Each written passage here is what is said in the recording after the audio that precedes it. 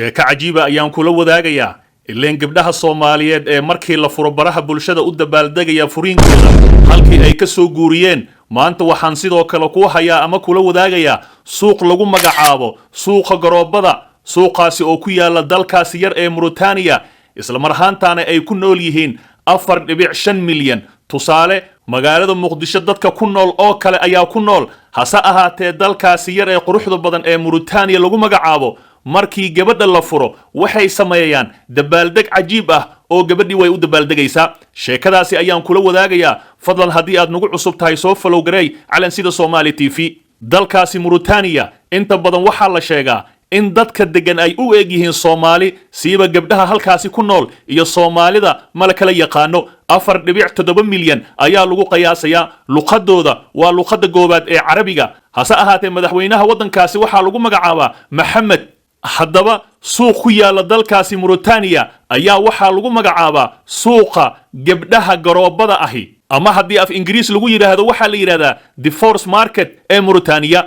warbaahinta ayaa waayidii dambe aad u jeclaysatay in ay ka soo tibiyaan warbixino gabdhaha qaar ayaa waxa ay leeyihiin markii gabadha la furo waxay noqotaa mid la jecel yahay ama xilligii ay gabadha ahayd markii la guursaday waxa aad loo jecel yahay markii la furay kadib sidoo kale gabdhaha qaar ayaa waxa ay dhigtaan celebration ama in ay dabaaldegaan gabdhaha qaar ayaa waxa ay sameeyaan guryaha ayay cunto ku sameeyaan saaxiibada ayay u yeeraan halkaasi ayay ku dabaaldegaan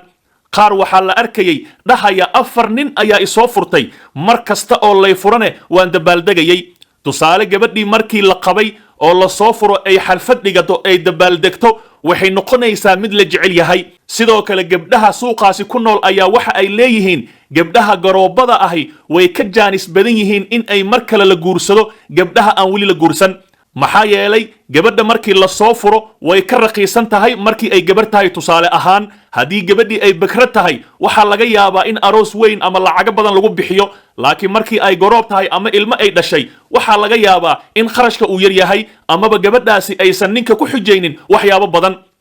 Soomaaliya gudaheeda waxaa la og yahay gabadha marka ay garoob tahay in caadi loo guursado ama guurkeeda uu adkayn laakiin markii ay gabar tahay oo wali aan la guursan waxaa laga yaabaa in ay xujooyin badan hor dhigto ninka guursanaya haddaba suuq la yaab leh ayaa laga furay dalkaasi Mauritania suuqaasi oo lagu magacaabo suuqa garoobada gabdhaha ayaa ka sheekaynaya markii kaamirooyinka lala dhaxgalay ayagoo waxyaabo kala duwan sheegaya waxa ay leeyihiin gabadhi markii la qabay ee guri joogtay hadda markii la soo furay ee suuqa soo dhaxgashay ama ganacsi ay samaysatay aad ay u faraxsan tahay oo waxay noqonaysaa gabar indhaha u furantay isla markaasina ganacsiga soo dhaxgasho aad u shaqaysata ama bulshada la wadaagi karta waxa ay xirfad ay u leedahay halka markii gabadha la qabo guriga loogu talagalay ee guri joogto tahay laakiin markii la furo ay qasab ku tahay haddii ay jeceshahay inay shaqaysato inay shaqaysan karto waayidii dambe waxaa soo badanayay gabdho Soomaaliyeed oo markii la furo xalfado dhiganayo isla markaasina u dabaaldegaya qaabkii loo furay ama furiinkoodii siiba gabdhaha baraha bulshada caanka ka ah ayaa waxa ay dhiganayeen xalfado ayagoo u dabaaldegaya furiinkoodii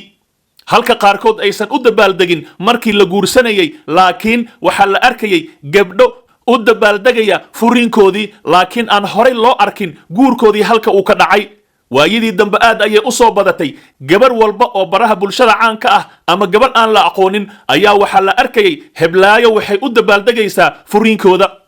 gabar gabdhaha ka mid ah ee Mauritania ku nool ayaa waxa ay leedahay gabadha markii la furo farxad iyo waxay dareemaysaa in ay free tahay ama happy ay tahay laakiinse ay haysato qof macnaha xurriyad ah taasi ayaa laga yaabaa gabadha markii ay ninka la joogtay in aysan xurriyad haysan laakiin markii la furay ay taagan tahay xurriyad ayaan haystaa haddaba halka ay ka soo minguuriyeen gabdhahayna Soomaaliyeed markii la furo in ay u dabaaldegaan furiinkooda ayaa hadda waxay noqotay dalkaasi Mauritania sanooyinkii u dambeeyay ayuu dhaqan u ahaa Mauritania in gabadha markii la furo ay u dabaaldegto garoobnimadeeda hase ahaatee hadda waxa ay ku sii darsadeen in la furay suuqa garoobada taasi oo ay ka wada shaqeeyaan amaba dukaaman ay ku leeyihiin gabdho wada garoobo ah amaba dad waaweyn u badan hase ahaatee dadka ayaa aad u jecel dalxiisayaasha ayaa taga aad ayaa looga soo adeegtaa haddaba maxay kula tahay gabdhaha Soomaaliyeed in ay u dabaaldegaan markii la furo fariintaada hoos noogu reeb naguna soo biir adigoo aad u mahadsan